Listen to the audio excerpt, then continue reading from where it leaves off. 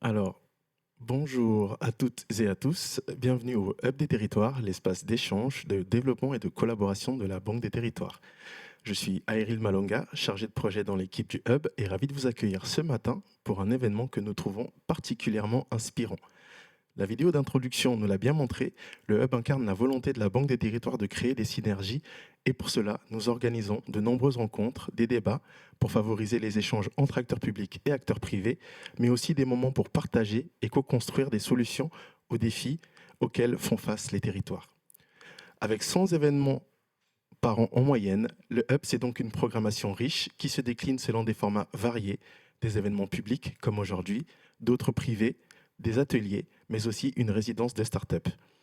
Et pourtant, nous avons rarement l'occasion d'avoir un format aussi interactif qui nous démontre très concrètement comment des projets peuvent faire système dans les territoires, ni comment nous pouvons nous organiser de manière participative et redynamiser un territoire en incluant toutes les parties prenantes et ce faisant même générer des perspectives économiques.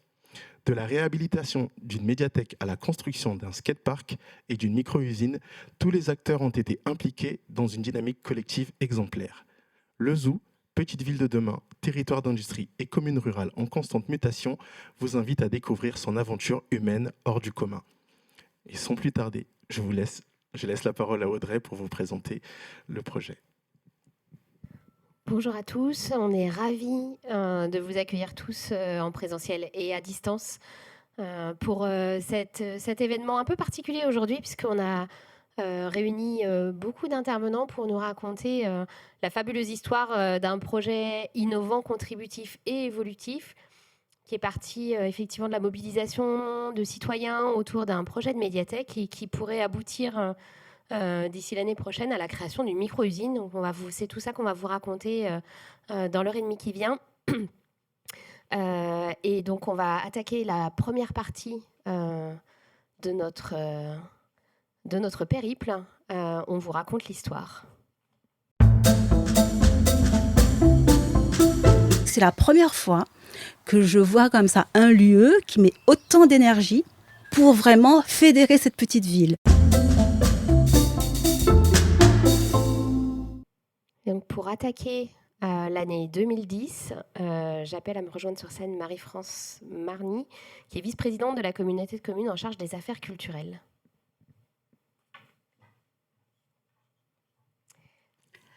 Bonjour. Bonjour. Et peut-être je vous laisse du coup en quelques mots nous raconter comment est né le projet et puis de votre point de vue d'élu, comment vous avez contribué, encouragé, participé à la naissance de cette démarche. Alors, en quelques mots, ça va être très difficile, mais bon, je vais y parvenir. Donc, simplement, je voulais resituer notre communauté de communes qui s'appelle Entre-Dor et Allier. Elle s'est créée en 1998 autour d'une compétence économique. Donc, c'est important de préciser que c'était autour d'une compétence économique, avec la création d'un parc d'activités, mais quand même de haute qualité environnementale, idéalement placé sur l'autoroute de Clermont-Ferrand-Lyon.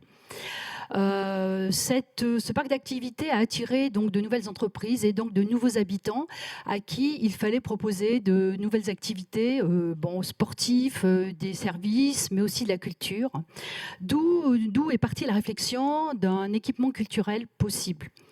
Et le slogan de notre ancienne présidente de la communauté de communes, Madame Gagnadre, que je veux quand même signaler, elle avait un slogan, c'était faire ensemble ce que l'on ne sait pas faire tout seul ou qu'on ne peut pas faire seul.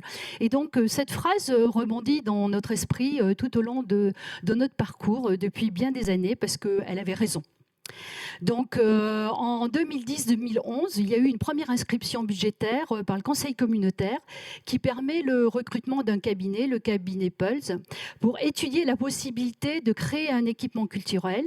L'étude est rendue en 2012. Elle comprend un diagnostic, une analyse de l'existant du territoire, en intégrant aussi les communes voisines, ce qui se passait un peu autour de notre commune centre. Alors moi, je suis élue de la commune centre de 6500 habitants et la communauté de communes comprend 20 000 habitants avec une répartition sur les 14 communes. Donc ce cabinet avait conclu au positionnement d'un équipement sur la compétence lecture publique. Donc moi, je dirais que le cabinet nous a ouvert le regard. Avant ce travail, on ne connaissait que des livres sur des étagères un peu poussiéreuses. Voilà.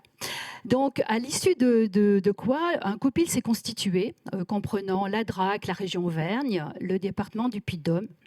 Et le département du Puy-de-Dôme travaillait à ce moment-là sur la mise en place d'un deuxième schéma départemental de la culture publique.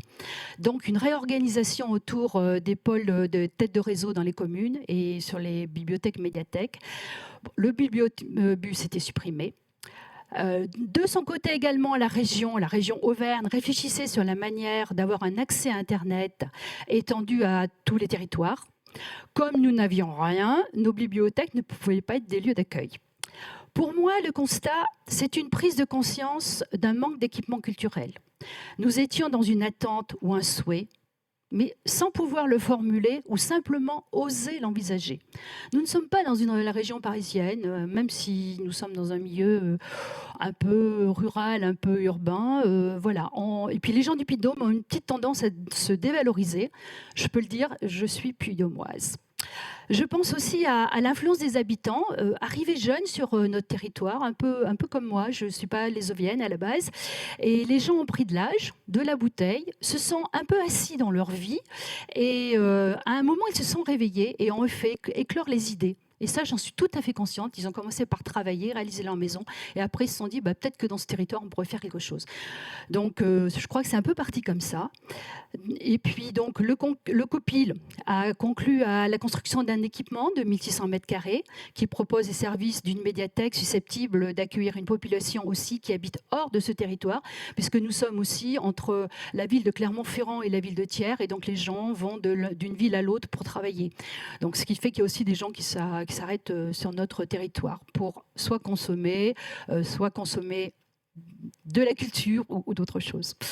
Donc le COPIL a validé le recrutement d'un chef de projet en 2012 pour accompagner la construction, bien sûr avec la maîtrise d'œuvre, mais aussi rédiger le projet culturel, scientifique et mettre en place le réseau et recruter l'équipe. Le travail s'est déroulé durant 5 ans, jusqu'en 2017, date d'ouverture de la médiathèque. Et nous avions aussi une mission qui avait été confiée à la 27e région, donc Jean-Christophe Lacaze en parlera peut-être tout à l'heure. Et ce travail, avec les habitants, a donné naissance à un plan des usages de la médiathèque. Donc, mon aperçu, ce que je peux vous dire, c'est que le recrutement d'un chef de projet avant l'ouverture de l'équipement est vraiment l'une des clés, sinon la clé principale de cette réussite. Et donc, pourquoi nous avions tous adhéré, les élus à l'époque, et la présidente, bien sûr, à ce principe? Elle était conseillère générale et Madame Gagnadre avait vécu cette expérience lors de la création du musée départemental de la céramique.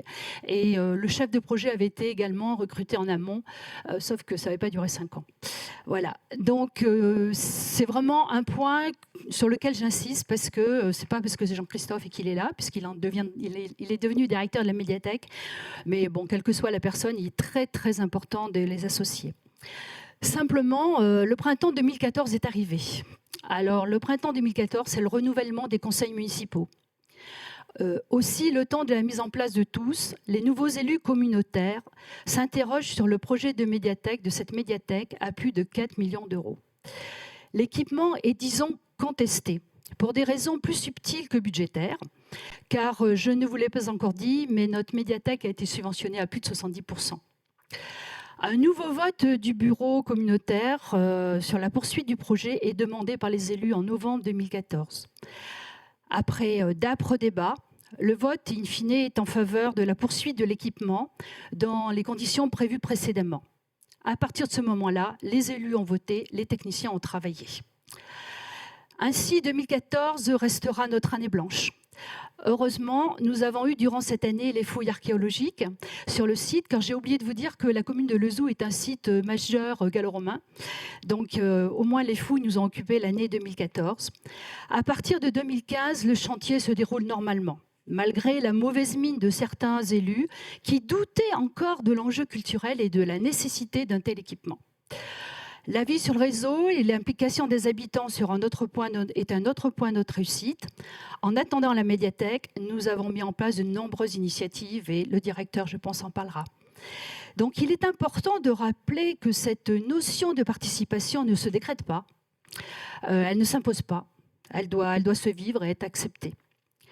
Bon, aujourd'hui, bien sûr, la médiathèque est un espace culturel, fédérateur, ancré dans son territoire, un lieu où on joue, on voit des spectacles, on participe à des événements, on boit un café, on fait la cuisine, on vient lire la presse. Et bon, de temps en temps, on vient juste tchatcher, discuter avec les voisins. Donc, avec le recul, je dirais que les planètes étaient alignées. Nous avons tous grandi ensemble, habitants, élus, techniciens. Notre territoire un peu rural, comme j'ai dit tout à l'heure, un peu dortoir aussi, même si je n'aime pas du tout ce terme, ne pensait pas qu'il pouvait avoir droit à une telle aventure. Les élus ne mesurent pas ce qu'ils ont créé, ce qui s'est passé. À ce jour, c'est une évidence, mais le chemin a été long. Notre médiathèque est nationalement repérée, le réseau est vivant, les habitants sont présents, les salariés bouillonnent. Grâce à la dimension participative mise en œuvre par son réseau de médiathèques, nous sommes devenus même une étape de la tournée des tiers-lieux. Voilà. Nous avons réussi, grâce aux hommes et aux femmes qui ont su se rencontrer, s'écouter, échanger, un lieu où, au-delà des inégalités de la vie, toutes les catégories d'âge, de profession se côtoient. Voilà. Et je vous garde une petite phrase pour la fin, pour une conclusion que j'aime bien. Merci.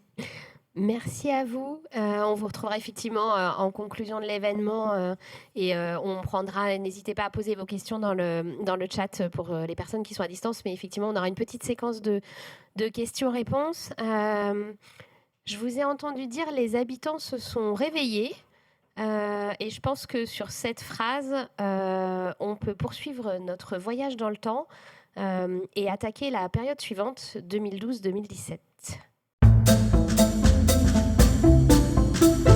Moi, ce que je trouve vraiment bien dans cette médiathèque, c'est que n'importe qui est capable de proposer un projet qui peut être ensuite créé par les bénévoles qu'on a, par les héros, mais aussi par l'équipe.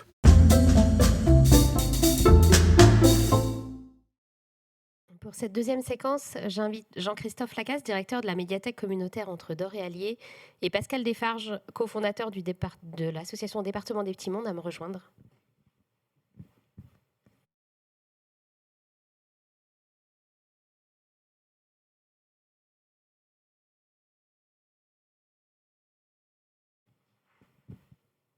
Alors, pour attaquer cette séquence, peut-être commencer par nous dire en fait en quoi tout le travail qui a été fait sur cette médiathèque a permis de construire cette culture contributive et collaborative et comment chacun d'entre vous a permis d'embarquer l'ensemble des citoyens de la collectivité et même au-delà sur ce projet de médiathèque dont on a entendu qu'il était à la fois long et un peu turbulent dans certaines décisions, et comment est-ce qu'on fait pour garder et construire cette culture contributive avec l'ensemble des habitants d'un territoire.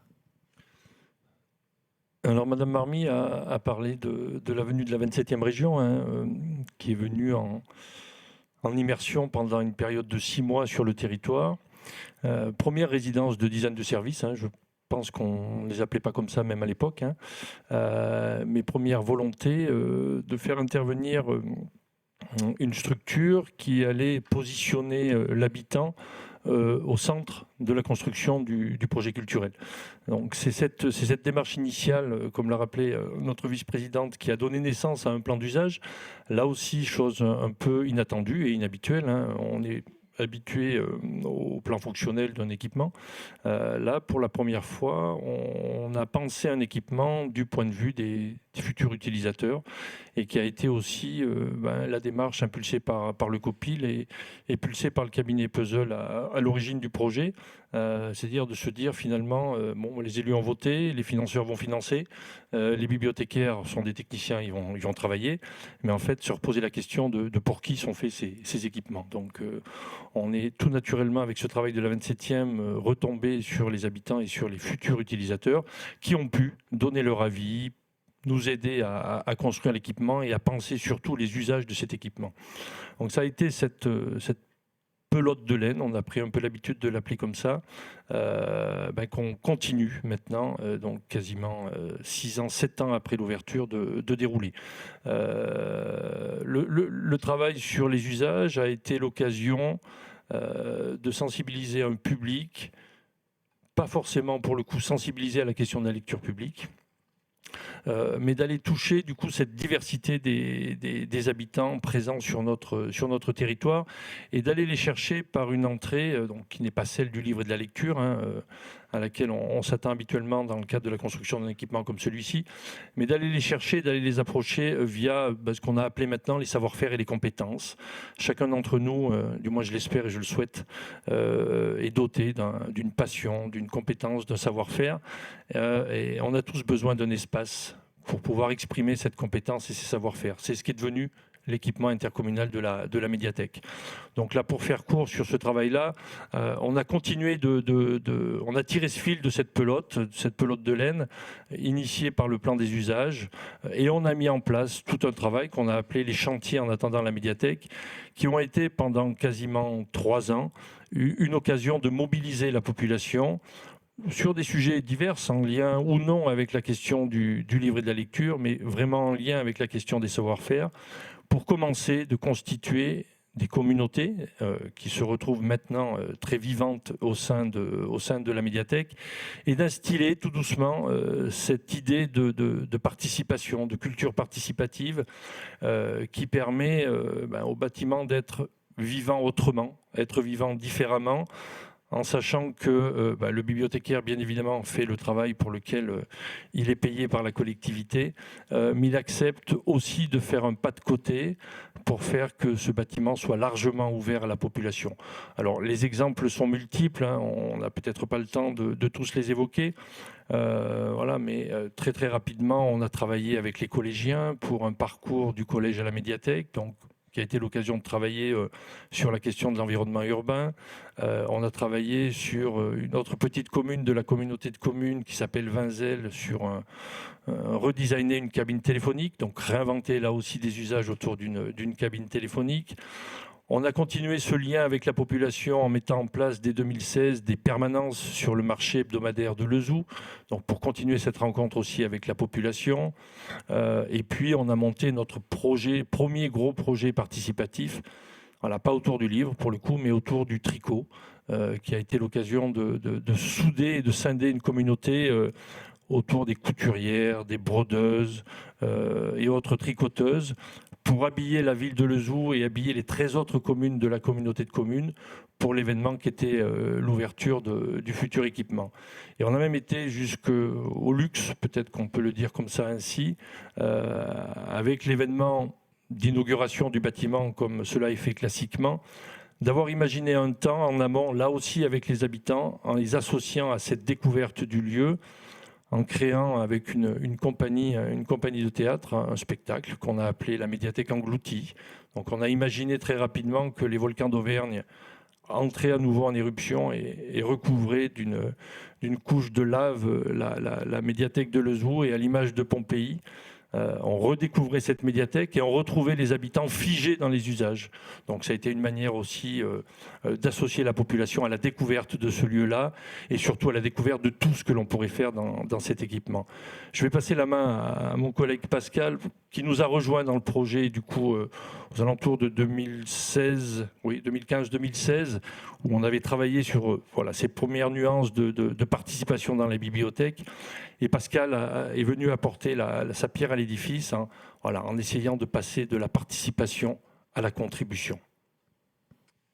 Oui. Alors peut-être pour replacer le contexte aussi de tout ça, c'est une lente évolution. Lezoux, c'est une lente évolution. Ça ne s'est pas fait par à coup. Il y a eu d'abord le principe du UX design, donc de designer un équipement à partir de l'utilisateur. Donc ça, c'est la 27e région qui a amené cette dimension. Donc la conception, la co-construction du projet, qui est aujourd'hui banalisé partout en France dans les collectivités, le design social, le design de service. Et ensuite, Jean-Christophe a pris la main en tant que chef de projet. Et il a fait vivre cette notion de participation. Alors il faut aussi se replacer dans le contexte de l'époque. 2016-2017, c'est le concept de bibliothèque troisième lieu, qui est généralisée en France, voilà, sous l'égide de la thèse de Mathilde Servet, bibliothèque troisième lieu. Et donc cette notion de bibliothèque troisième lieu amenait en fait dans le monde des bibliothèques la dimension sociale, de sociabilité. Troisième lieu, ça veut dire c'est ni la maison ni le travail, c'est un hypothétique lieu de convivialité. En France, c'est singulièrement dans les zones rurales le café qui symbolise ça, mais ça aurait pu être le lavoir au XIXe siècle. Et du coup, il y avait cette notion de troisième lieu que portait déjà Jean-Christophe, qui amenait la dimension sociale. C'est-à-dire la bibliothèque, un équipement culturel et facteur de cohésion sociale dans un territoire. Et puis, moi, mon intervention, elle est arrivée avec, une étape supplémentaire, c'est celle de passer de la participation à la contribution. La participation, c'est qu'on demande son avis à l'habitant, à l'usager. On imagine avec l'usager un équipement, mais passer de la participation à la contribution, c'est une autre paire de manches, c'est-à-dire que le citoyen contribue au projet de l'équipement, contribue à la politique publique, contribue au projet de service de la bibliothèque. Et c'est ça c'est cette réflexion qu'on a entamée avec Jean-Christophe, c'est comment passer de participer à contribuer. Donc là, on est dans un schéma qui est celui du processus tiers-lieu. C'est là où on passe d'ailleurs de la notion de troisième lieu à la notion de tiers-lieu. C'est-à-dire un dispositif pair à pair où on considère que chaque humain peut être co-constructeur d'un savoir, une plateforme d'échange de savoir et savoir-faire entre les humains. C'est aussi l'idée qu'on n'est plus dans l'ordre de l'usager. C'est plus l'usager, c'est que la personne participe, est une personne. On la considère comme une personne à part entière. Et donc a émergé cette idée du héros.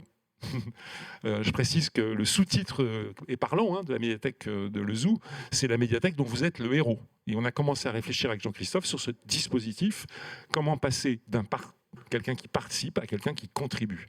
Et du coup, c'est l'idée que chaque humain a une valeur, une passion, une histoire, un savoir. C'est la bibliothèque vivante, qui existe aujourd'hui dans le nord de l'Europe, la notion de bibliothèque vivante.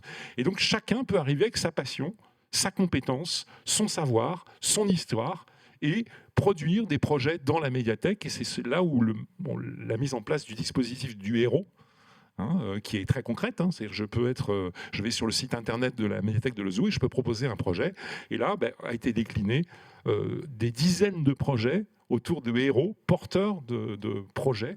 Et l'objectif principal de ces héros, c'est de produire des communs, de produire des biens communs.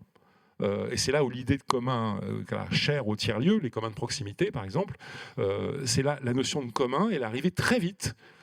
Et c'est là où peut-être le zoo est en avance sur beaucoup de lieux, y compris les tiers-lieux, les premiers tiers-lieux, sur cette notion de construire, produire des communs dans la bibliothèque. Voilà, pour cette première approche. Alors, pour vous donner un aperçu de ce que c'est un héros de bibliothèque, on est allé en interviewer quelques-uns parce qu'on ne pouvait pas faire venir tout le monde à Paris. Donc on vous propose d'écouter quelques témoignages de héros de la bibliothèque.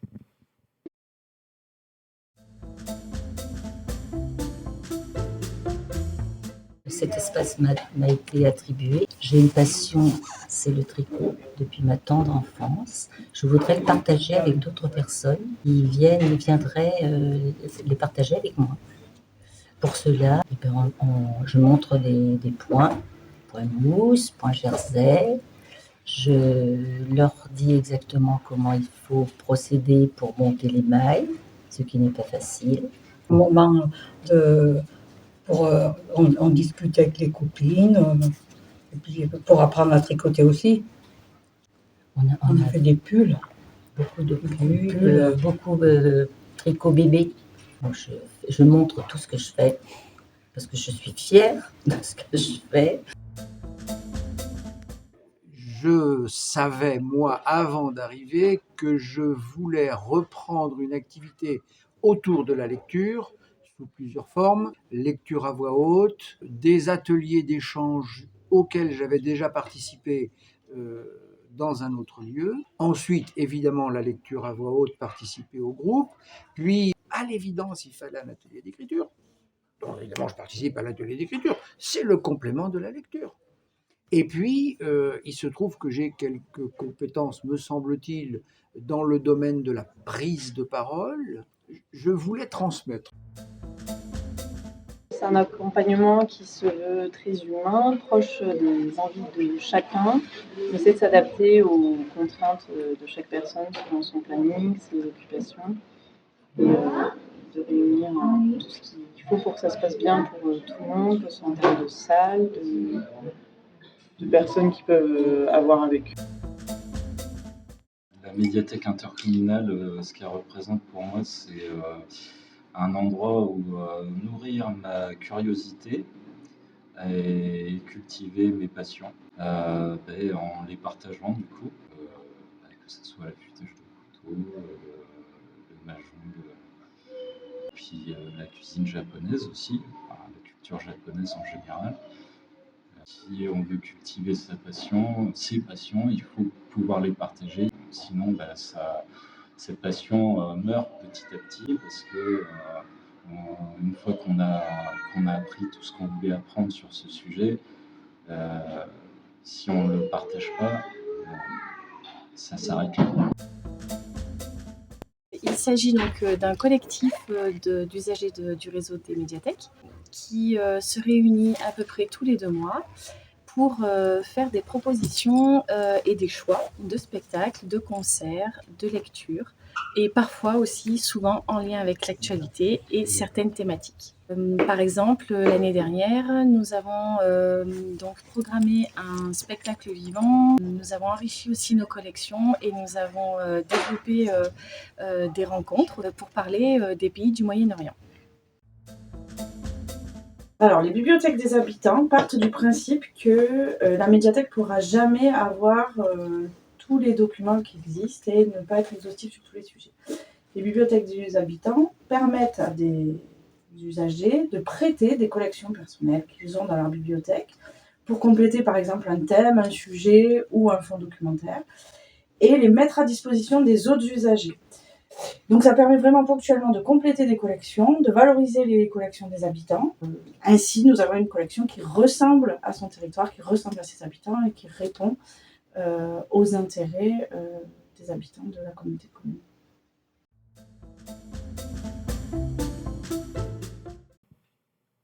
Alors, on a vu qu'il y avait énormément de héros. On en a interviewé quelques-uns, mais il y en a évidemment beaucoup plus que ça. Peut-être on garde pour la séquence suivante et la séquence de fin les questions qui pourraient venir sur la question de la contribution et comment on a mis tout ça en place. Et pour avancer dans le parcours, moi j'aimerais comprendre avec les 2 prochains intervenants comment on passe d'une médiathèque à un skatepark, ce qui paraît pas forcément évident, et comment est-ce qu'on arrive éventuellement à une micro-usine. Peut-être grâce à moi, grâce à moi et d'autres personnes, on va réussir à construire d'autres choses. Pour moi aussi, c'est la première fois que je participe à un projet communicatif. Non, collectif. Voilà, oui. Et je trouve ça très bien de pouvoir participer au projet de la commune. Et donc pour cette dernière séquence de l'histoire, j'appelle à me rejoindre sur scène Adélaïde Albouikissi, qui est maître de conférence à l'Université Clermont-Auvergne, et Xavier Pelletier, qui est le DGS de la communauté de communes entre Dore et Allier.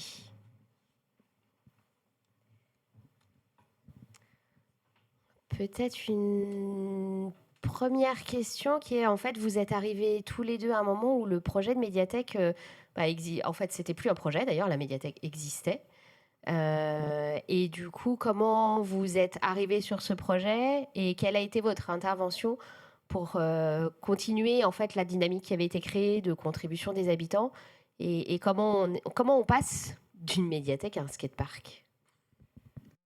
Alors moi, je suis arrivée dans ce projet par l'intermédiaire de Pascal qui m'avait raconté cette histoire.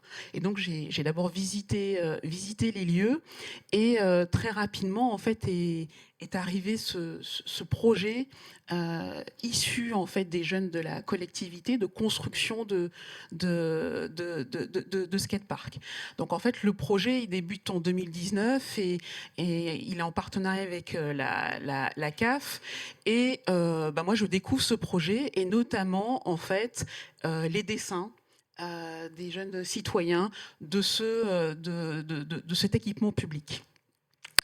Donc très rapidement avec Pascal on crée, on organise en fait des ateliers parce que c'est bien d'avoir des idées, mais si on peut mieux comprendre en fait quelles sont ces idées et surtout en fait aller plus loin dans le design pour préciser en fait l'intention des habitants par rapport à ces équipements publics, c'est beaucoup mieux.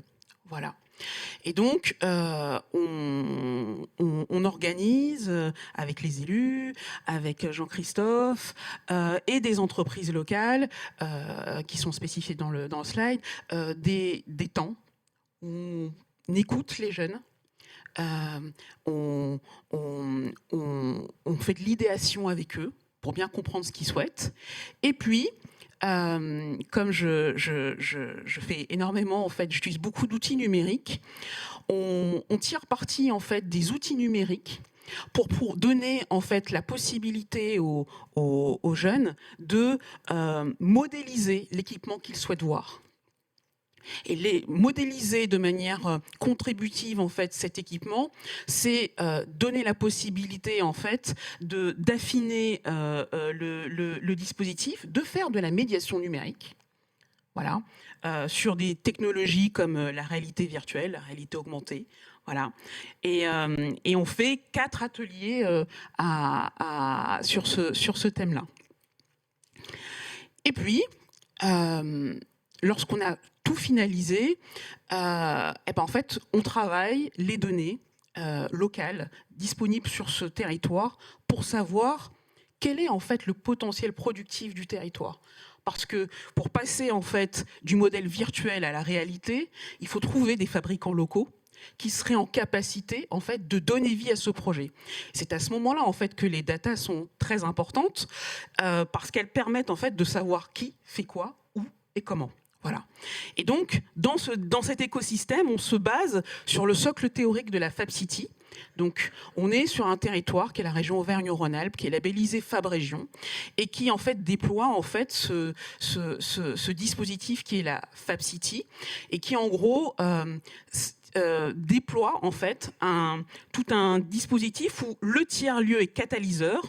Les citoyens construisent des projets et autour de ce tiers-lieu, en fait, il y a des acteurs qui vont pouvoir produire.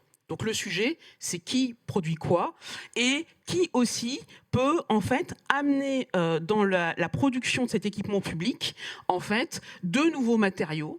Et dans le Puy-de-Dôme, on sait qu'il y a des gisements de déchets particuliers, dont des gisements de déchets de pneus. Voilà.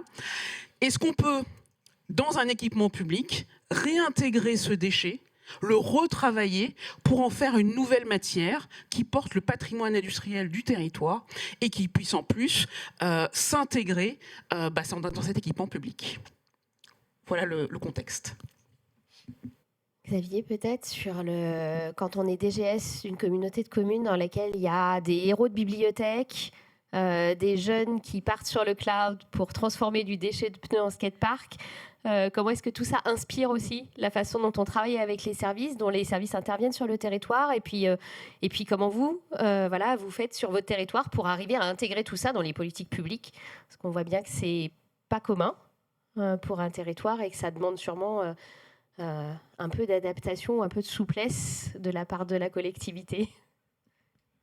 Donc effectivement, c'est impressionnant quand vous arrivez DGS d'une communauté de communes, on vous dit il y a des héros de partout. Oui, effectivement, c'est impressionnant. Non, plus sérieusement, moi quand je suis arrivé en mars 2022, Jean-Christophe est venu me voir avec Laetitia, chargée de l'économie, et Angélique, et ils m'ont dit Xavier, on a un projet à vous présenter.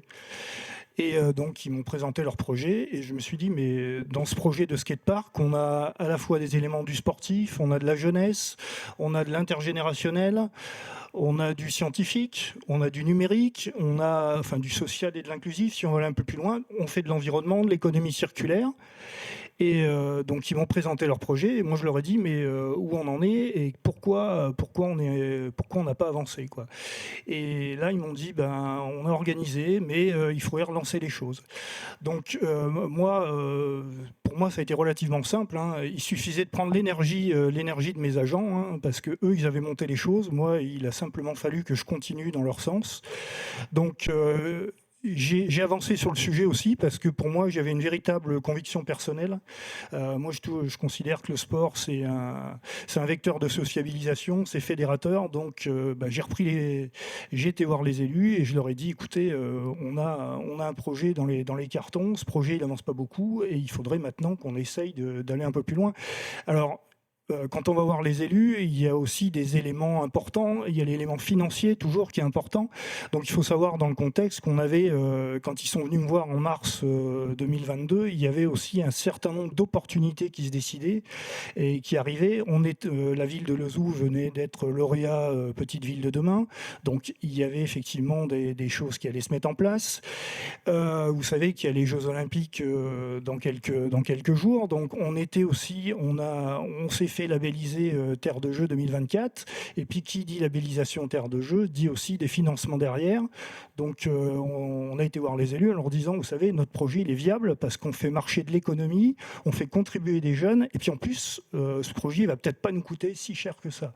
Donc, et puis, une des choses qu'on leur a présentées aussi aux élus, c'est que ce skatepark, c'est pas qu'un skatepark pour la ville-centre, c'est aussi la mise en place de modules et d'éléments sur tout le territoire. Et finalement, on leur a présenté le skatepark comme un outil de cohésion politique. Et donc, c'est une compétence supplémentaire et c'est certainement un outil et une compétence structurante à venir pour la collectivité. Peut-être avant d'avoir le témoignage de l'entreprise qui a réalisé le skatepark, on a beaucoup parlé compétences et développement économique, puisque c'était un des fondements de la communauté de communes. Et puis savoir-faire et héros. Est-ce que vous pensez que ça aurait été possible s'il n'y avait pas eu toute cette démarche, puisqu'on est en train de raconter l'histoire? Et quel est l'impact de toute la démarche passée sur la façon dont le projet a été réalisé, dont le projet a été mené à bien avec l'ensemble des participants? Parce qu'il y a beaucoup les jeunes qui ont contribué, mais pas uniquement. On a eu, lors de nos échanges, beaucoup de temps avec les entreprises locales qui ont très rapidement en fait, donné leur avis. Parmi ces entrepreneurs, il y avait d'anciens skateurs, ce qui a aidé clairement au projet, parce qu'en fait, on s'est retrouvé au cœur d'un projet de passion partagée entre des jeunes, des moins jeunes et des parents. Ce que je voudrais dire aussi, c'est que il y a un alignement très fort en fait au sein de la médiathèque entre le personnel de la médiathèque, les élus et tous les acteurs économiques locaux. Voilà, moi ça m'a agréablement surpris. Et après, pour en arriver à la micro-usine, ça a été rendu possible parce que en fait on a eu la possibilité en fait de bien cartographier les acteurs, de bien identifier les acteurs et donc de trouver qu'est-ce qui manquait au territoire pour en fait créer cette boucle locale productive. Et la micro-usine s'intègre dans ce dispositif-là. On avait au départ un gisement de pneus, mais on n'avait pas d'acteurs en capacité en fait de transformer ce pneu pour le réinjecter en fait comme matériau de l'équipement public. Et c'est à ce moment-là qu'intervient la micro-usine, parce qu'elle permet en fait de compléter, de suppléer en fait cette boucle locale productive sur le territoire de Lezoux. Peut-être on peut juste entendre le témoignage que nous sommes aussi allés prendre sur place. Il se trouve qu'en fait, mon associé a fait du skate dans sa jeunesse. Donc, c'était un projet qui nous tenait un petit peu à cœur.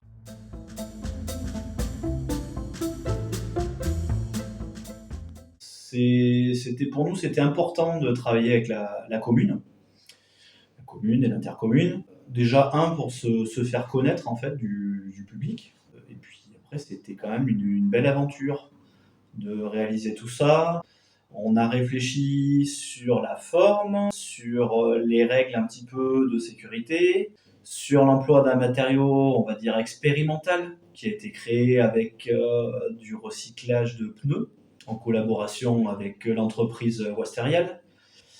Et donc, nous, après, on s'est occupé de la partie, justement, de mener à bien tout ça, c'est-à-dire les plans de fabrication, les demandes à Wasterial, et puis après, la réalisation est plutôt sympa, et quand on voit qu'il y a des enfants sur la rampe, ça fait plaisir.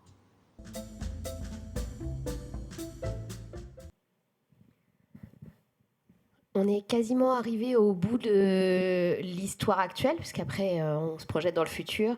Peut-être avant de vous faire tous revenir sur scène pour les questions, on va prendre un tout petit peu de recul, hein, parce qu'on a dit que Lezoux était à la fois territoire d'industrie et petite ville de demain.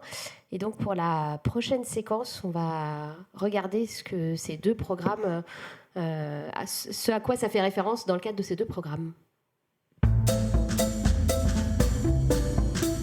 En 3 mots, la médiathèque de Lezoux, le premier, je dirais participation, atypique et solidaire.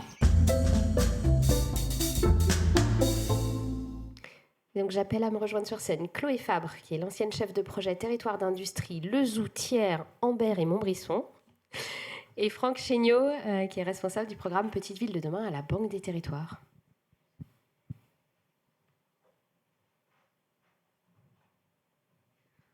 J'ai peut-être une première question pour vous deux, qui est...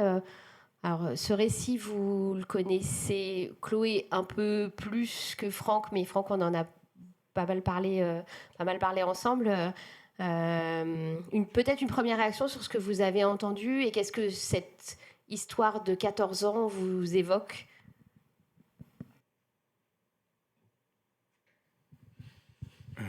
Merci beaucoup déjà pour l'invitation et puis pour la découverte de l'intégralité de ce projet. Ce que ça évoque immédiatement, c'est plutôt de l'admiration. Voilà, on se dit waouh, quelle capacité, je dirais, de toujours accrocher le wagon d'après. Moi, je crois que c'est ça qui est vraiment remarquable. Il y a toujours une suite, quoi. Hein. Et chaque fois qu'une idée est récoltée, parce que vous avez finalement déployé un espèce d'immense capteur d'idées sur votre territoire. Chaque fois qu'une idée est récoltée, finalement, on essaye d'en faire quelque chose, on la garde, même si ça prend du temps et que parfois il faut attendre des opportunités qui peuvent être des programmes nationaux d'ailleurs, pour les réaliser. Mais voilà, c'est vraiment cette capacité à toujours rechercher une suite et à s'inscrire dans la continuité que je trouve absolument remarquable.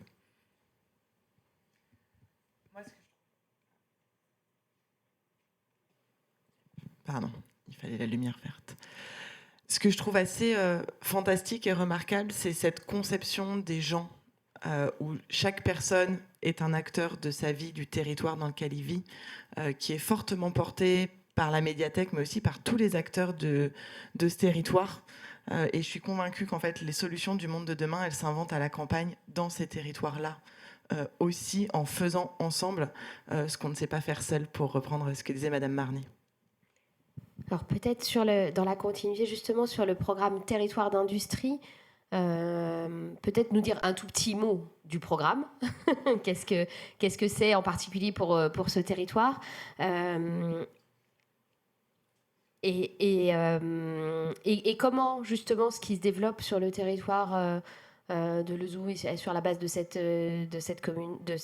médiathèque intercommunale. Comment est-ce que ça fait écho à ce programme Territoire d'industrie ? Alors le dispositif donc Territoire d'industrie, c'est un dispositif qui a été créé en 2018. C'est un programme de l'État monté par l'Agence nationale de la cohésion des territoires, qui s'est lancé au début sur 4 axes: attirer, recruter, innover, simplifier. Et donc, nous, on est arrivé là-dessus avec l'idée que 70% des emplois industriels sont en dehors des métropoles. Et on a beaucoup parlé cet hiver de la question de qu'est-ce qui se passe dans les campagnes avec la crise du monde agricole. Dans les campagnes, il y a aussi énormément de petites industries, et notamment sur ce territoire entre Dore et Alline, dont on va parler un peu plus tard.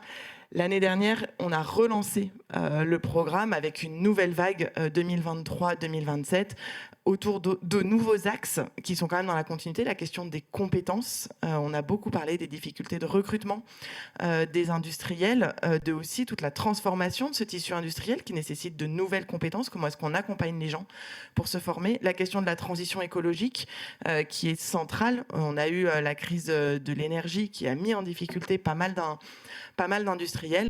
La question du foncier, qui est, je pense, surtout ici au Hub des territoires, pas nouvelle. Tout le monde perçoit aussi la question de comment est-ce qu'on a du foncier et la question de l'innovation.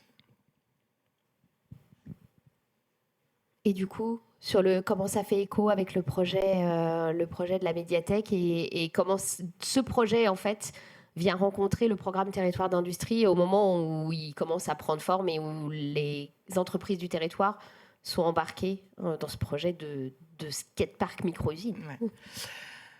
Alors, on est sur un territoire, sur la communauté de communes entre Dore et Allier, vous l'avez dit, qui est labellisé territoire d'industrie, donc avec 3 autres communautés de communes, communautés d'agglomération.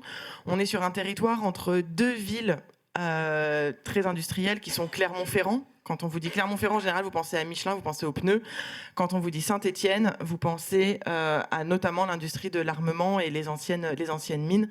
Mais on est sur un territoire rural très industriel, avec une forte part de la métallurgie. Et on en a parlé tout à l'heure, il y avait un héros, Florian, qui était affûteur de couteaux.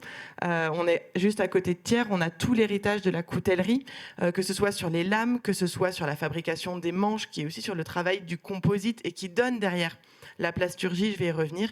Et on est entre Dore et Allier, cette communauté de communes, à côté d'une des plaines les plus fertiles de France, qui est la plaine de la Limagne. Et donc, on a beaucoup d'agroalimentaire aussi sur ce territoire.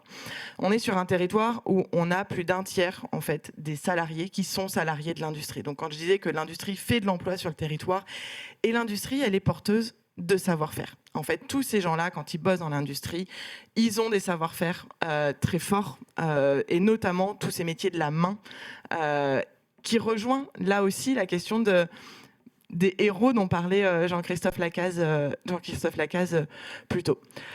On est aussi sur un territoire qui a des dynamiques d'emploi qui sont assez hétérogènes, et ça va faire le lien avec la suite, où en fait, on a, comme partout, des difficultés de recrutement dans l'industrie, avec des industriels qui recrutent, qui cherchent à avoir de nouveaux collaborateurs, collaboratrices, mais en même temps, des personnes qui, quand elles sont au chômage pendant longtemps. Et donc, on a aussi une population qui est en dehors de l'emploi. Et c'est tout l'enjeu de derrière, comment est-ce qu'on peut créer des lieux de rencontre, des lieux de sociabilité, des lieux de valorisation de ces savoir-faire, pour permettre aux personnes de reprendre confiance en elles. Alors, si on continue, Adélaïde Albuik ici a un petit peu parlé du pneu. Je pense qu'on ne se rend pas compte quand on met ces pneus hiver. Chez nous, c'est obligatoire d'avoir des pneus hiver parce qu'on a encore un petit peu de neige. Pas encore pour longtemps, mais on en a encore un petit peu. Qu'est-ce que deviennent nos pneus une fois qu'ils sont trop usagés? La majorité des pneus, en fait, ils sont brûlés en cimenterie. Parce qu'en fait, le pneu, ça brûle bien et ça fait beaucoup de chaleur quand ça brûle. Donc, ça permet de mettre moins de gaz dans les cimenteries et on brûle les pneus. Ça, c'est le gros de ce que deviennent les pneus usagés. Il y en a quelques-uns qu'on peut rechapper. Donc, on remet un petit peu de caoutchouc dessus et on peut les réutiliser. Et certains sont réutilisés dans des endroits où il n'y a pas les mêmes normes que nous sur la question de l'usage des pneus. Et Adélaïde en parlait un petit peu tout à l'heure. On a on a un gisement de déchets, pas que en Auvergne. En fait, on a un gisement de déchets partout, des pneus, parce qu'en fait, c'est un déchet dont on ne sait pas quoi faire. Et là, il y a une loi qui est passée l'année dernière qui élargit en fait le champ de collecte du pneu. Et notamment, vous avez tous ceux qui ont vécu à la campagne ont vu ça. Pour les Parisiens ici, en fait, on met le foin sous les bâches et on laisse le foin fermenter. Et pour tenir les bâches, on met des pneus dessus. Ça s'appelle l'ensilage. Et en fait, ça, c'est du déchet immobilisé. En fait, ces pneus. Et là, l'idée, c'est de pouvoir les récupérer et de pouvoir les traiter et qu'on utilise d'autres techniques pour tenir les bâches d'ensilage. Donc, on va avoir en fait partout en France une augmentation de ces déchets à traiter. Et dans l'écosystème qui n'a pas été mentionné tout à l'heure, on a sur le territoire de Entre-Dors et Allier, en fait, une entreprise. Son travail, c'est de collecter les pneus, de les trier pour les 3 usages dont j'ai parlé. Donc, il y a des gens, leur métier, c'est de trier quel pneu va où. Et comment est-ce qu'on valorise au maximum le déchet et de le broyer. Et donc, c'est ce qu'ils produisent, en fait, ils appellent ça des chips, d'où le petit picto sur la slide. Ils produisent des chips, en fait, de pneus qui ensuite, et c'est ce dont a parlé Adélaïde Albouikissi, peut être remélangé avec un produit et donc une recette créée par Westeriol dans une démarche aussi économie circulaire très collaborative, inspirante, enfin voilà, tout à fait en ligne avec tout ce qui a été fait à la médiathèque. Et en fait, ce produit derrière, c'est comme du plastique, ça peut être réinjecté. Donc en fait, on est sur des techniques derrière qu'on connaît, qu'on maîtrise, et ce qui peut permettre en fait d'utiliser non plus du plastique neuf, mais en fait d'utiliser des déchets qu'on réimmobilise, puisque le plastique n'a quand même pas de cycle de vie, donc on a quand même une difficulté de qu'est-ce qu'on va en faire derrière. Mais en tout cas, pendant un temps, il n'est plus dans les champs, il ne se dégrade plus dans l'eau, et il peut être réutilisé, réinjecté. Et donc c'est ce qui donne les planches qu'on ne voit pas en fait sur les photos du skatepark de tout à l'heure, mais les planches qui entourent le skatepark sont faites avec ce matériau. Donc on voit qu'on arrive à créer une nouvelle filière quelque part pour un matériau qui était un déchet. C'est super intéressant de voir comment effectivement ce projet s'intègre complètement dans l'écosystème économique aussi du territoire. Peut-être avant d'avoir une question commune pour vous deux, Franck, est-ce que tu pourrais nous parler 2 secondes de Petite Ville de demain pour ceux qui ne connaîtraient pas encore ce célèbre programme, parce que je pense qu'il y a beaucoup de gens maintenant, le programme a quelques années, qui savent, mais peut-être les grands axes de développement. Et puis aussi comment ce projet fait écho à d'autres projets que toi tu as pu voir, et comment est-ce que cette contribution des citoyens et de l'ensemble de l'écosystème d'un territoire fait écho à d'autres éventuellement territoires Petite Ville de demain. Alors en 2 secondes, vaste programme quand même. Non, mais pour resituer Petite Ville de demain, donc c'est un programme qui est lancé à partir de 2020 d'ailleurs, donc on voit que ça arrive plutôt, je dirais, après le lancement de toute l'initiative que vous nous avez présentée. Petite Ville de demain, c'est l'objectif, je dirais, simple à exprimer, mais peut-être pas simple à réaliser, de renforcer, de revitaliser les centralités, les petites villes de l'espace rural, qui sont ces centralités qui, justement, comme vous l'avez montré avec la médiathèque, portent des fonctions, portent des services qui bénéficient à l'ensemble du territoire environnant, qui est souvent un territoire rural, et qui donc sont vitales pour ancrer ces territoires dans la République, pour donner un terme peut-être un peu vaste, mais enfin c'est bien l'idée, quoi. C'est à travers ces centralités que tous ces territoires ruraux sont aussi raccrochés à la trame urbaine et ne sont pas abandonnés, ne sont pas complètement isolés. Donc l'objet du programme, il est là, revitaliser, renforcer ces centralités. Donc c'est un vaste objet, et ça passe par la mise en place d'un projet global. C'est ce qui a été fait à Lezou, il me semble, au travers de la démarche que vous avez menée autour d'un plan guide, parce qu'une des premières actions que vous avez enclenchée dans l'esprit du programme et qu'on a cofinancé d'ailleurs, c'était de faire intervenir des cabinets pour établir un plan guide de la revitalisation de la centralité de Lezoux. Et donc, ça permet d'articuler dans le plan guide tous les aspects en fait, qui doivent être combinés, puisque l'action de revitalisation, c'est une action systémique. Hein, ça implique de sortir un peu du coup par coup, mais d'avoir une vision d'ensemble.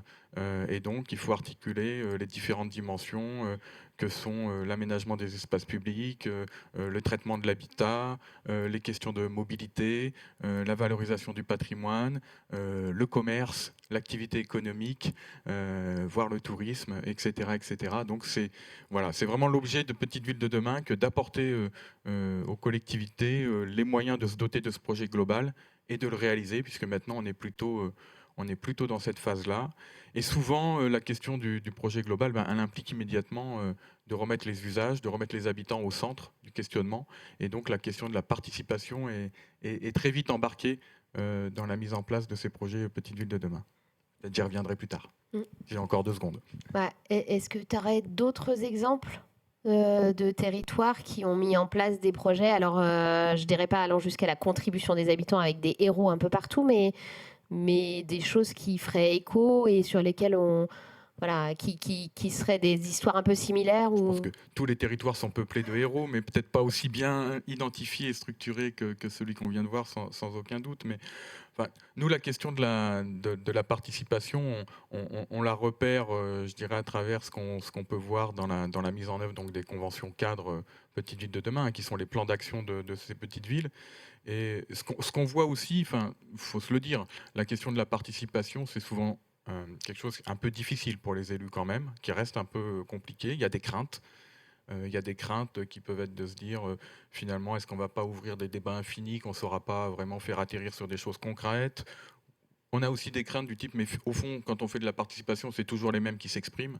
Hein, voilà, on les connaît, puis c'est bon, on a quelques râleurs patentés, c'est toujours eux qui viennent.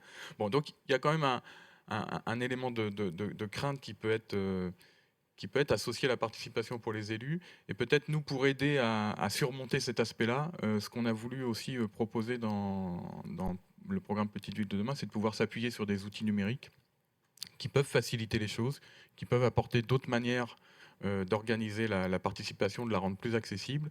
Et donc, on a mis en place un partenariat avec Cap Collectif pour donner un accès à la plateforme Purpose, donc qui est une plateforme qui permet aux petites villes de demain qui le souhaitent, on a fait un partenariat pour que ce soit gratuit, d'utiliser des outils de participation en s'appuyant sur des outils numériques. Alors, les exemples qu'on peut voir, on peut les voir à travers les usages qui ont été faits de cet outil. Ça permet de faire aussi peut-être de se tester un petit peu sur des participations, sur des éléments peut-être plus réduits dans un premier temps, mais qui permettent d'enclencher. Par exemple, c'est un outil qui permet de lancer des questionnaires pour comprendre les habitudes de consommation des habitants quand on se pose des questions sur le commerce. C'est par exemple Saint-Jean-du-Gard qui l'a fait. C'est des possibilités de mettre en place des boîtes à idées, justement, pour recueillir les suggestions des habitants. C'est par exemple comme ça qu'a fonctionné Dampierre-sur-Salon, en Haute-Saône. Dans le Gers, par exemple, à Condon, ça a permis de faire toute une démarche avec les habitants sur comment travailler la question de l'éclairage public la nuit et de réduire les... Voilà. Donc ça, c'est des petites actions un peu concrètes, un peu je dirais, plus contenues, qui permettent de se familiariser avec la concertation et d'être sur des objets un peu plus précis et de rassurer en s'appuyant sur cet outillage. Mais ça peut être aussi... plus largement, la mise en place de budgets participatifs. On a par exemple Herbignac en Loire-Atlantique qui a mené ce type de démarche et qui a abouti avec sa population à la création d'une aire de jeu. Là, ce n'est pas un skatepark, mais un festival de musique et la mise en place d'un verger. Donc voilà, on voit aussi que les actions, je dirais, de type culturel et de mise en place de commun, quoi, finalement, parce que cette idée de verger émerge aussi à travers cette question des budgets participatifs. Saint-Rémy-de-Provence en est à son 3e budget participatif avec cet outil-là. C'est 10% de la population qui s'exprime à cette occasion. Voilà. Donc on voit que le fait de proposer ces outils numériques, ça peut être une manière de surmonter un petit peu les craintes qui sont parfois ressenties par les élus à l'égard de la participation, et puis aussi d'ouvrir à un public plus large. Parce que parfois, comment aller renouveler le public, c'est des outils qui sont plus peut-être en proximité avec les jeunes, mais pas que, mais sans doute que c'est une meilleure, que c'est des outils qui permettent plus facilement d'aller vers eux. C'est aussi des outils qui élargissent le temps de la contribution, puisque parfois on a des populations aussi qui travaillent sur d'autres territoires, qui ne sont pas disponibles sur des horaires où on crée des séquences, etc. Avec le numérique, finalement, on peut contribuer en horaire décalé, quand on veut, quand on est disponible. C'est aussi des outils qui permettent de recueillir, de faire contribuer des habitants dans des habitats dispersés, parce qu'on a parfois des hameaux qui sont très éloignés et pas toujours facile de faire venir les gens ou de projeter les occasions de participation dans ces écarts. Donc voilà, nous, ce qu'on a essayé de faire aussi dans PVD, c'était d'apporter cet outillage en s'appuyant sur le numérique qui peut faciliter par plein d'aspects le recours à la concertation des habitants. C'est plus de 160 petites villes de demain qui ont déjà créé un compte sur cette plateforme. Et il y a encore quelques disponibilités pour les petites villes qui voudraient tester ces outils pour outiller leur concertation. Merci. Peut-être une dernière question pour vous deux. On a pas mal parlé de savoir-faire, de compétences. On voit qu'il y a plein de façons de repérer les compétences exploitées ou non exploitées chez les habitants d'un territoire. Est-ce que pour vous, ces démarches du coup, de repérage de compétences, elles participent aussi à l'attractivité de ces territoires on sait que c'est pas forcément évident. L'emploi industriel, ça fait pas toujours rêver. Je le dis, voilà, il y a plein de super emplois dans l'industrie, mais leur image de marque n'est pas forcément la plus valorisée. À un titre, c'est tout à fait injuste, mais en tout cas, c'est ce qu'on voit dans la plupart des territoires. On voit qu'il y a aussi un certain nombre de compétences nouvelles qui émergent autour du numérique. Et du coup, je me demandais comment ce type de projet participe aussi à tout ça, au fait de faire émerger des compétences ou de repérer dans les territoires des compétences qui ne sont pas utilisées ou qui pourraient être déployées de façon plus large. Peut-être, je ne sais pas qui veut commencer. Effectivement, ça permet déjà de reprendre confiance en fait dans ses compétences et dans ce qu'on sait faire. Et l'idée de pouvoir développer une micro-usine à partir du recyclage des pneus et de montrer que on a réussi à faire un skatepark avec et cet outil, il est utilisé. Vous avez 2-3 photos. En fait, il y a des gens tout le temps autour de ce skatepark à Lezoux aujourd'hui. Donc, ça devient aussi un lieu commun qu'on partage et dire, moi, je peux contribuer à faire ces planches-là et je peux apprendre une technique qui, en fait, la technique de l'injection plastique, elle est très utilisée sur notre territoire, en fait. Il y a beaucoup d'entreprises qui utilisent la technique de l'injection plastique. Et donc, pouvoir utiliser cette micro-usine comme un lieu de dire, tu fais quelque chose pour ton territoire qui est utile, qui est intéressant, qui va contribuer à ce qu'il y ait un récit autour de ça. Ah, ce banc-là, c'est moi qui l'ai fait. Tu vois, ces poubelles, c'est nous qui les avons préparées.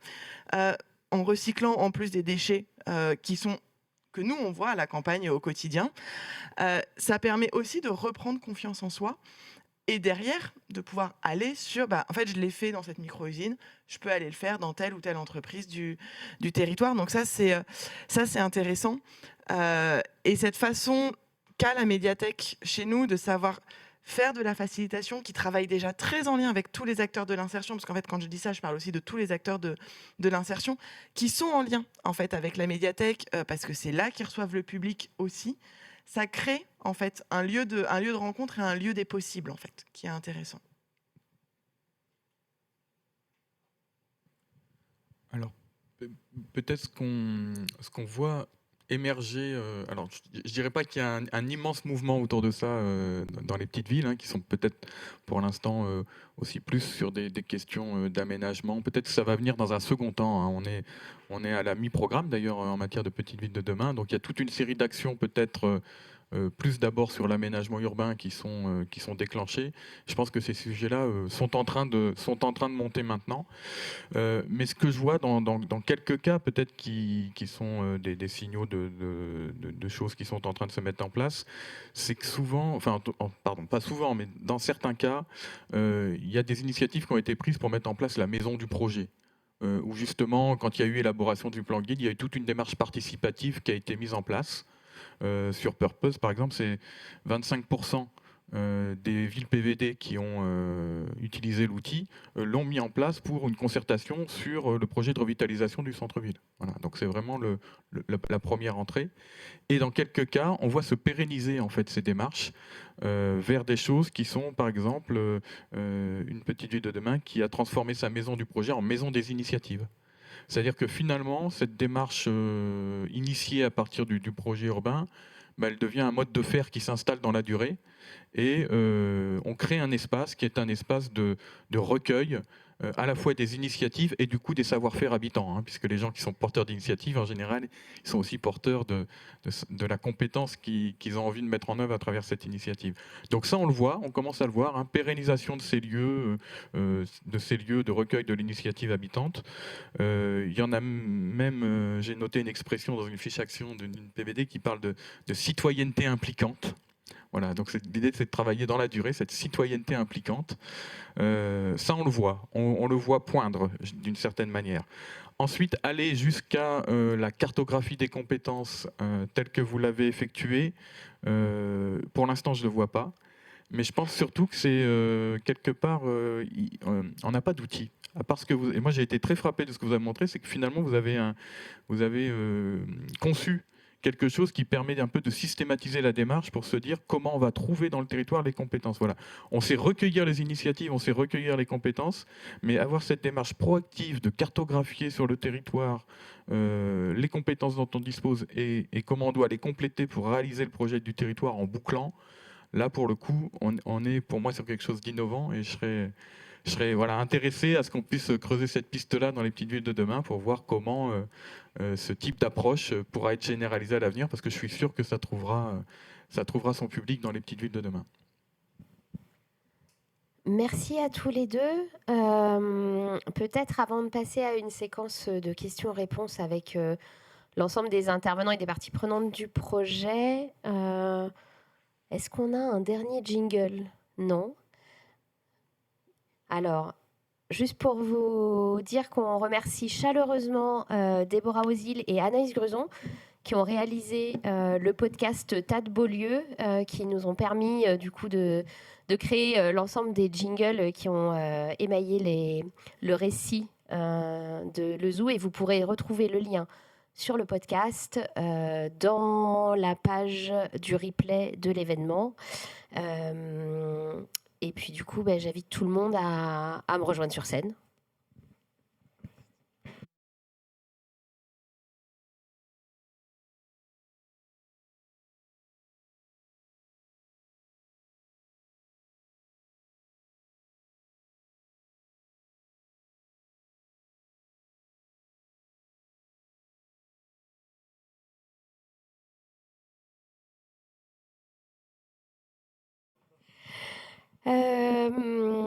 Peut-être je commence par toi, Pascal. Qu'est-ce que tu retiens, toi, de tout ce processus pour passer justement de la participation à la contribution, et comment ça peut faire écho aussi à d'autres projets que tu as vus dans d'autres territoires? Cette question. Déjà, partir du principe que ce passage de la participation à la contribution, c'est du temps long. C'est-à-dire que cette histoire, elle est longue. Il a fallu 5 à 6 ans, et c'est tout le talent de Jean-Christophe Lacaze, d'avoir mis en place cette idée, cette notion de héros, qui a finalement construit une culture. La contribution, c'est une culture, on ne la décrète pas. Elle se construit petit à petit et elle est basée sur les passions des individus, les passions des humains. Donc il y a cette première chose. La deuxième chose, et c'est ce qui fait à mon sens, moi qui accompagne beaucoup de projets de tiers-lieux et d'équipements en France, la très grande originalité de Le Zoo, c'est d'avoir fait totalement tomber les barrières entre le culturel, le social et l'économique. Moi, c'est ce que j'appelle la notion de territoire distribué ou de territoire pair à pair.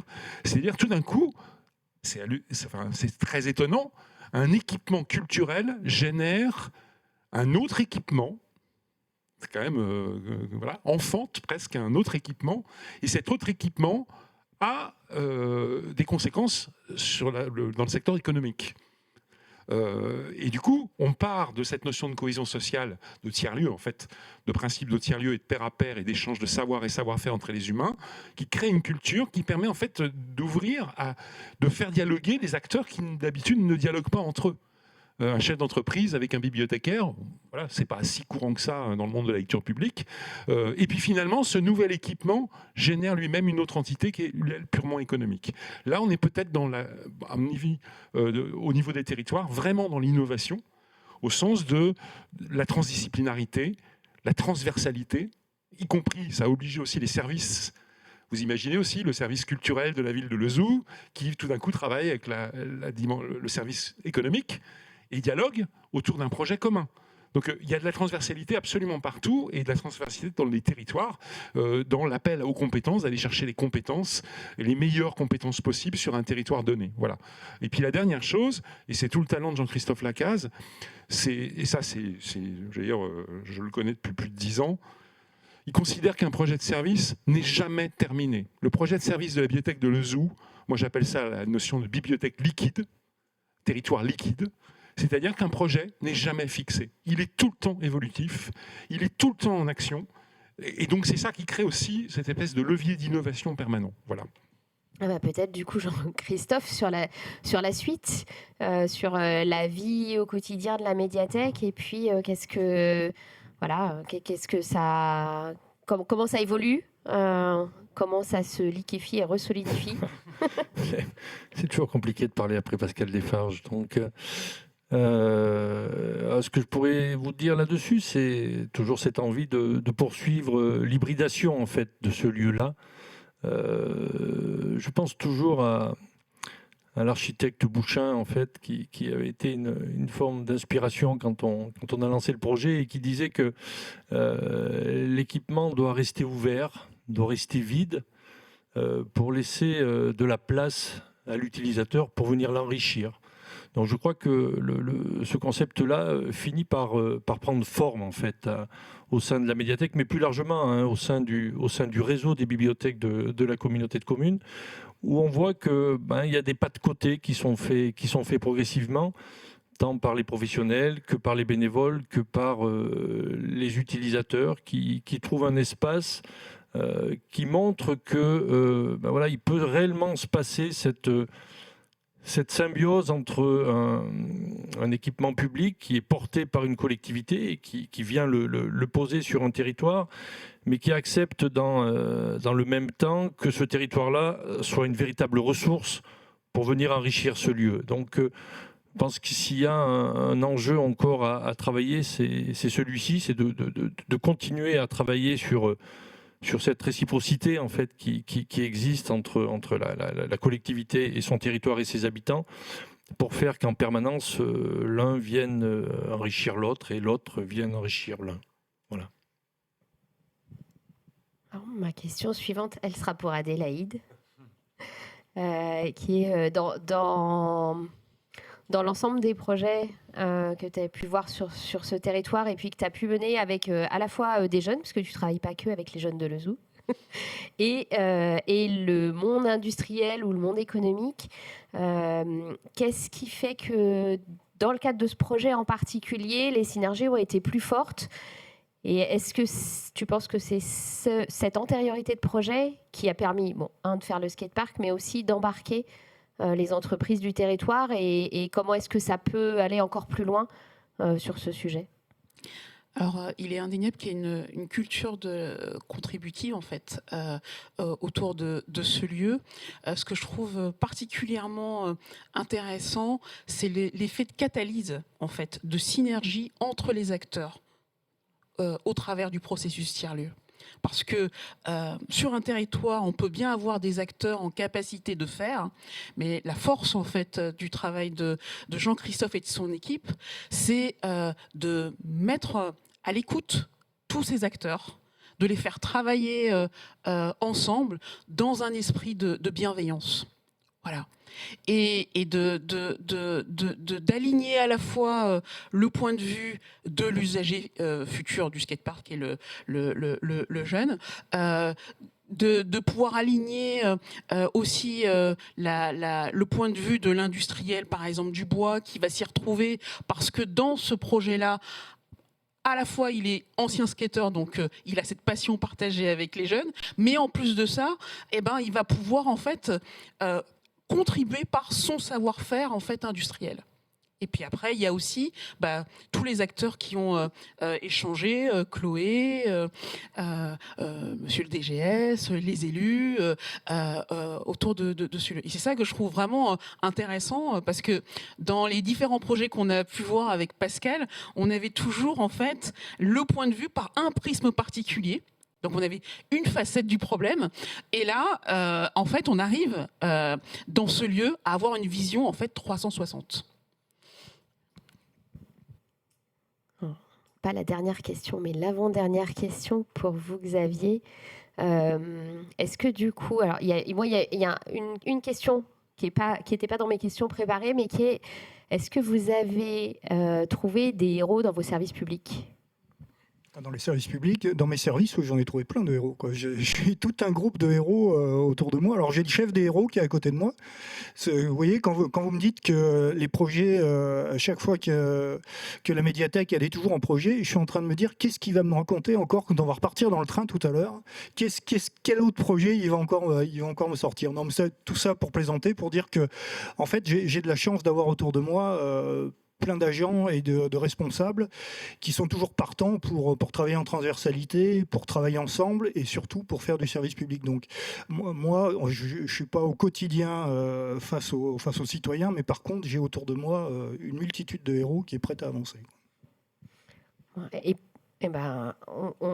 on est prêt à avancer avec eux, je pense. Et alors peut-être ma dernière question, parce qu'on arrive à la fin du temps de cet événement, pour vous, Madame Marny, qu'est-ce que vous auriez envie de dire aux élus qui se posent la question de se lancer dans ce genre de projet, et comment est-ce que vous auriez envie de les encourager? Parce qu'on a bien entendu toute l'histoire que vous nous avez racontée, mais on sent que derrière, il y a quand même beaucoup de fierté d'avoir fait tout ça. Et puis de voir le fait que ça transforme vraiment votre territoire. Oui, bien sûr, c'est une belle histoire pour nous, une histoire qu'on embellit peut-être un petit peu aussi, mais qu'on a envie de présenter comme un rêve de territoire réalisé. Je dirais que il est certain que je suis très très fière d'être vice-présidente de cette communauté de communes en charge de la culture, dont on n'a pas encore la compétence culture d'ailleurs, donc j'espère que d'ici la fin du mandat on va y arriver, Xavier. Et voilà, mais d'avoir travaillé avec la médiathèque, vous pouvez pas vous imaginer quel est le bonheur d'un élu, c'est tous les jours, quoi. Alors c'est vrai qu'ils sont très demandeurs, Jean-Christophe me sollicite très souvent, mais je vais avec beaucoup de plaisir dans l'équipe, et c'est un vrai bonheur d'élu. Donc des élus heureux, je sais pas s'il y en a énormément, mais moi je peux vous dire que je suis une heureuse, et qu'il faut travailler avec les gens.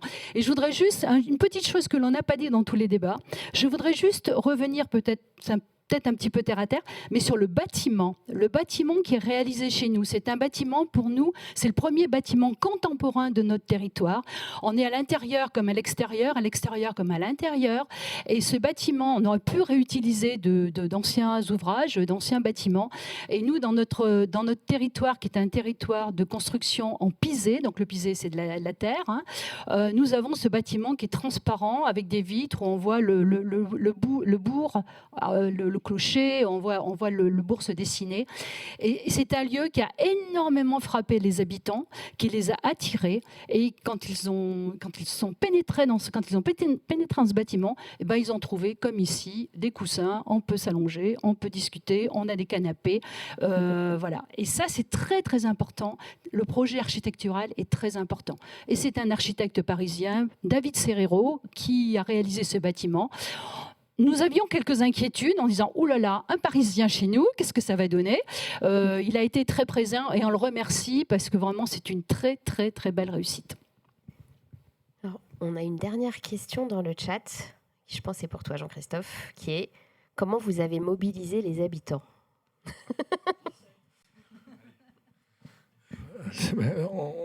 on a un peu répondu à cette question parce qu'on est sur un long processus. Je vais essayer de vous le dire et très rapidement tout à l'heure, débuter avec cette mobilisation portée par la 27e région qui a pour la première fois invité des gens à venir s'exprimer sur ce que pourrait être un bâtiment et un équipement culturel et ce qu'il pourrait y faire et ce qu'il pourrait en faire surtout. Après, Pascal en a parlé aussi tout à l'heure, c'est quelque chose qui s'installe durablement. On a habitué la population, dès le lancement du programme, à venir parler. Je crois que c'est Chloé qui parlait tout à l'heure, ou Adélaïde, je ne sais plus, de l'écoute, de la bienveillance. Je pense qu'il y a une posture aussi de l'agent de service public, qui ne doit pas oublier qu'il est là aussi au service de la population. Alors, il n'a pas toujours réponse à tout.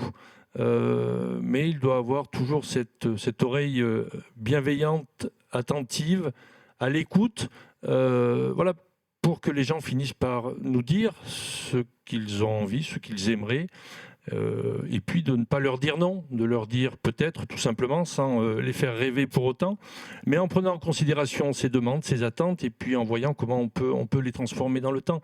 Donc c'est vraiment un processus qui s'inscrit dans la durée.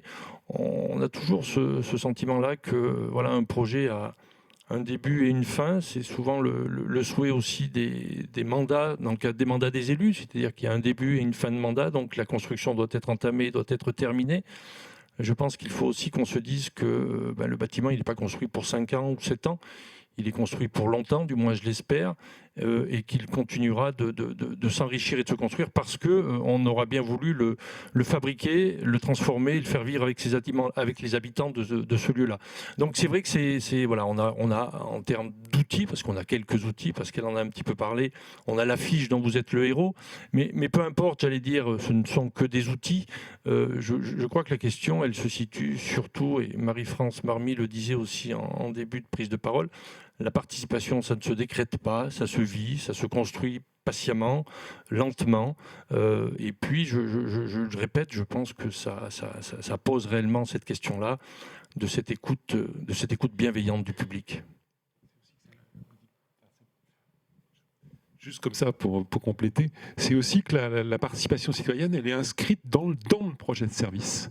Elle est affirmée comme telle. C'est aussi ça qui fait qu'il y a aussi une dimension de communication. C'est-à-dire que si vous allez aller sur le site internet de la médiathèque, la notion de contribution citoyenne, elle est inscrite. Ça fait partie de ce projet de service. Et donc, comment on fait participer l'habitant? Mais déjà, si vous affichez et vous communiquez l'idée de la contribution, c'est quand même une médiathèque qui inverse les modèles. Une médiathèque, ça prête. Évidemment, donc cette médiathèque prête des collections, prête des ressources. Mais on inverse le modèle parce que les usagers peuvent prêter à la bibliothèque. Donc c'est un renversement quand même. On peut prêter des idées, on peut prêter des passions, on peut prêter des objets. Et donc cette inversion du modèle, elle est très importante. Elle est affichée, elle est communiquée et portée par les élus. Donc c'est forcément, la participation est plus simple. Les gens n'hésitent moins, ils participent par leur passion. C'est très subjectif, la participation, et c'est vrai que ça ne se décrète pas. Voilà, je voulais juste... Est-ce que pour terminer cette séquence, il y a une ou plusieurs questions dans la salle?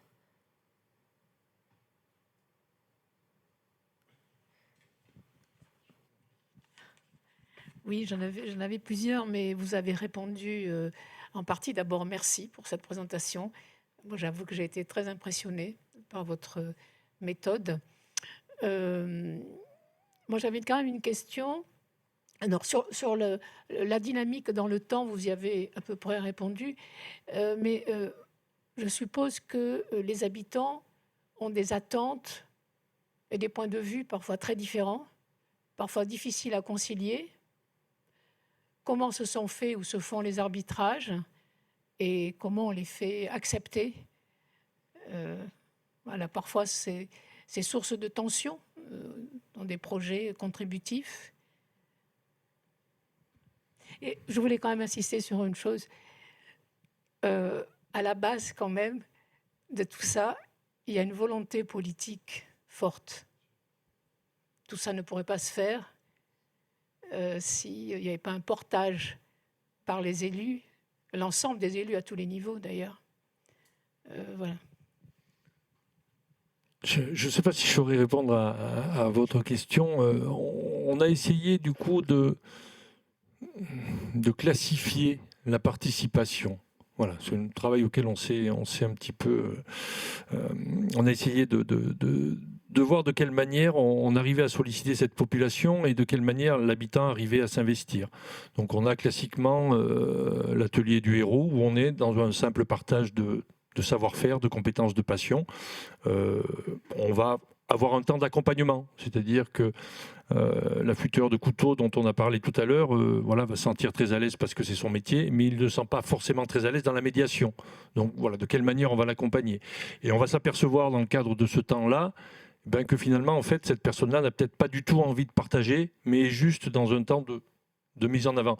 Donc c'est fort probable qu'on n'aille pas au bout de l'exercice. Voilà. C'est peut-être un des rares critères que l'on met en avant, c'est cette notion de partage et de transmission. Si celui qui a envie de nous parler de sa passion des papillons, cette personne est la bienvenue, mais faut-il encore qu'il ait envie de le faire dans une démarche de transmission et de partage. Donc c'est peut-être un des premiers niveaux. Le deuxième niveau, c'est ce qu'on appelle là plus largement les projets contributifs, alors qui peuvent être à la fois une réponse à un écho de la population, c'est-à-dire que voilà, on a écouté quelque chose. Ça a été le cas pour nous de la mise en place de notre jardin partagé, de notre grénothèque, mais sans que les bibliothécaires soient ceux qui construisent le jardin partagé ou la grénothèque. Ok, on a entendu, et puis tout simplement, on a lancé un appel dans la presse. Rendez-vous jeudi 18 juin à la médiathèque à 19h30. Et puis, on a eu 40 personnes qui sont venues. Et du coup, c'est là qu'on a commencé de discuter. Et j'ai envie de dire que, du coup, le principe de la réalisation du jardin ou de la grénothèque, c'est plus nous qui le pilotons. C'est-à-dire que l'arbitrage, il se fait entre pairs. C'est-à-dire que, oui, non, moi, je veux cette forme de grénothèque. Ah non, moi, je veux celle-ci. Débrouillez-vous. Et construisons ensemble, du coup, la manière dont le projet va voir le jour. Donc, c'est faire aussi de la part de l'agent, là, pour le coup, ce pas de côté qui sort, en fait, de sa posture de... En fait, c'est moi qui décide du projet de A jusqu'à Z, et puis vous le mettez en place ou pas. Là, on inverse, là aussi, parce qu'elle le disait, on inverse la chose. On se dit... voilà, on a réuni un collectif de 40 personnes. À vous de travailler ensemble sur la construction de ce que vous voulez. Donc, je ne vais pas dire que ça annule les difficultés, mais on les gère autrement, du coup. Et on ne les gère pas forcément par un arbitrage porté par le décideur, entre guillemets, mais on le gère par le collectif. Donc, on avance en ce sens-là. Et puis, le dernier niveau de participation qu'on est arrivé à formaliser, c'est celui qu'on a essayé d'expliquer à travers le projet du skatepark. Alors, quand on est très, très, très prétentieux, on dit que voilà, c'est un projet qui, à un moment donné, va impacter la politique publique. Ça, c'est quand on est très prétentieux qu'on dit ça. Mais simplement envie d'en parler, pour moi, un troisième niveau, parce qu'effectivement, il reste dans la démarche de l'écoute, c'est-à-dire l'origine du projet, Adélaïde en a un peu parlé, mais c'est parce que des jeunes venaient faire de la trottinette et du skatepark sur le parvis de la médiathèque. Donc on a deux options. Soit on est méchant et on leur dit « vous n'avez pas à faire du skatepark ici, allez ailleurs ». Oui monsieur, mais où ? Ah, la question se pose à ce moment-là, donc peut-être qu'on va les faire rentrer. Et c'est ce qui s'est passé, ils sont rentrés et ils sont venus discuter avec nous. Après, on rentre dans un processus... Alors, processus de projet participatif peut-être, à un moment donné et au départ, comme l'a expliqué Adélaïde, on va discuter ensemble, on va construire ensemble, on va prototyper ensemble, et à un moment donné, comme Xavier l'a aussi expliqué, le projet arrive sur la table des élus, et l'arbitrage, c'est là qu'il va se faire. Définitivement, c'est là qu'il va se faire. Nous, le travail qu'on a pu faire avec les adolescents, les parents et les familles, il arrive à un moment donné où effectivement on a prototypé, on a eu des envies, on a réalisé des ateliers numériques comme les a présentés Adélaïde. On a réalisé un module expérimental, c'est celui que vous aviez en photo derrière. Et puis voilà, on a fait, entre guillemets, là, notre partie du travail. Et après, le travail, il est porté par notre DGS et il est porté pour la façon dont il l'amène aux élus et voir si, effectivement, les élus considèrent que, oui ou non, ça vaut le coup qu'on continue. Alors, je ne sais pas si j'ai répondu à votre question, mais j'ai vraiment envie de dire qu'on est on est aussi de la part de l'agence sur un changement de posture, en fait. Il y a quelque chose qui bouge. J'ai pris l'habitude de dire qu'à la médiathèque entre Doré-Allier, le bibliothécaire n'est pas au centre, mais il est au cœur. Et la nuance est peut-être fine, mais elle est très importante en fait, sur la manière dont on est dans l'accueil du public. Et c'est quelque chose de fondamental, à mes yeux, pour travailler sur une démarche participative. Et j'ai là aussi envie de dire que je ne sais pas s'il y a des arbitrages à faire, mais je pense qu'on aborde la question des arbitrages autrement. Voilà, c'est surtout ainsi, et on ne les aborde pas de manière descendante. On les aborde de manière ascendante et on va les résoudre ensemble. Peut-être que la nuance, elle est là, je ne sais pas.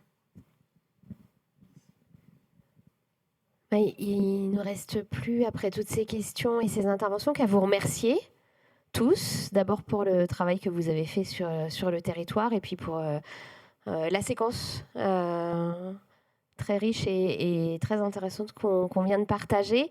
Remercier toutes les personnes qui étaient en ligne et qui ont suivi cette intervention. Et puis vous dire peut-être à bientôt pour la suite des aventures.